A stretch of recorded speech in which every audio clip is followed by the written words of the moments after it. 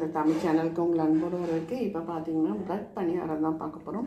நான் இதுக்கு கோதுமை ப்ரெட் எடுத்திருக்கேன். சைடெல்லாம் கட் பண்ணி எடுத்திருக்கேன்.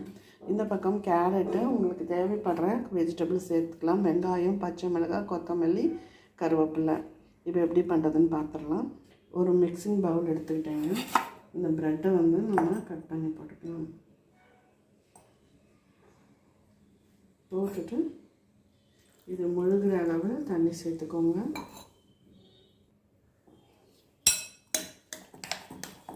நல்லா மசிகிற அளவு, அது முழுகிற அளவு தண்ணி இருந்தால் போதும்.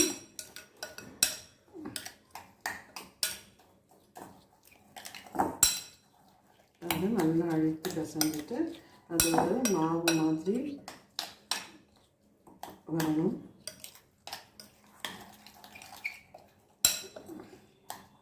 நான் பண்ணுறது வீட்டில் தான் பண்ணுறேன். வீட் ப்ரெட்டில் தான் பண்ணுறேன். இப்போ பார்த்துக்கோங்க, கேரட்டு, வெங்காயம், கருவேப்பிலை, பச்சை மிளகாய், கேப்சிகம் எல்லாத்தையும் சேர்த்துக்கலாம்.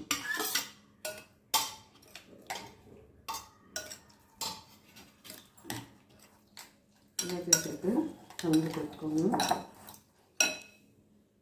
இப்போ இதோட கடுகு தாளிச்சிருக்கேன். கடுகு சேர்த்துக்கலாம்.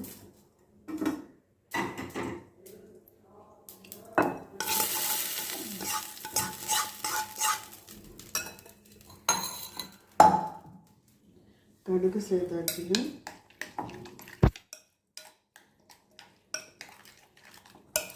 இது நம்ம பிளெயினாக அப்படியே ஊற்ற முடியாது. கொஞ்சம் பச்சரிசி மாவு இல்லை கோதுமை மாவு கலக்கிக்கோங்க கூட.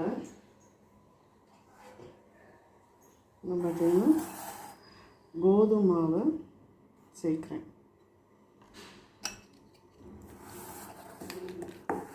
கோதுமை மாவு சேர்க்குறேங்க.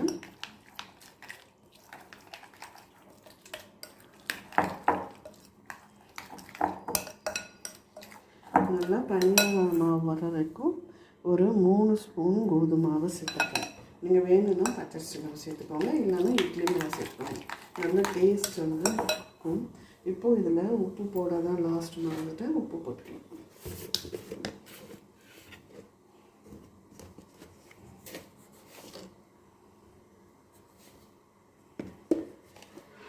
சீரகம், கடுகு தானே தாளிச்சு போட்டுருக்கேன்.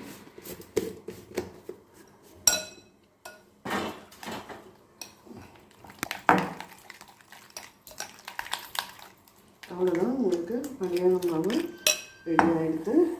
இப்போது பணியாரம் ஊற்ற ஆரம்பிச்சிடலாம். இப்போ பார்த்தீங்கன்னா நம்ம பணியார சட்டி வச்சாச்சு. ரொம்ப ஈஸிங்க. ப்ரெட்டு நிறையா இருந்தால் இந்த மாதிரி ட்ரை பண்ணி பாருங்கள். கோதுமை மாவுக்கு பதிலாக நீங்கள் இதுவும் சேர்த்துக்கலாம். பச்சரிசி மாவு இல்லைன்னா இட்லி மாவு.